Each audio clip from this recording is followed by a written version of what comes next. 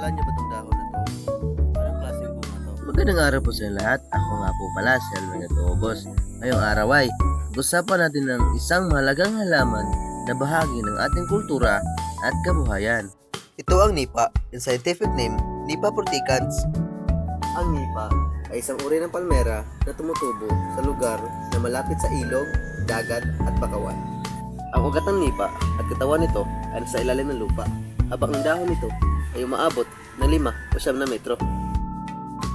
Ginagamit ang dahon nito bilang panakip sa bubong ng bahay o kubo dito sa probinsya.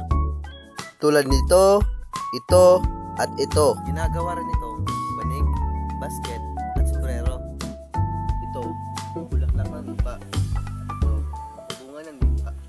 At ang dagta nito ay ginagawang tuba, suka na maaaring ibenta at pagkakitaan. Ang nipa ay ginagamit rin ito upang panlunas sa sakit tulad ng sakit ng ulo at pamamaga.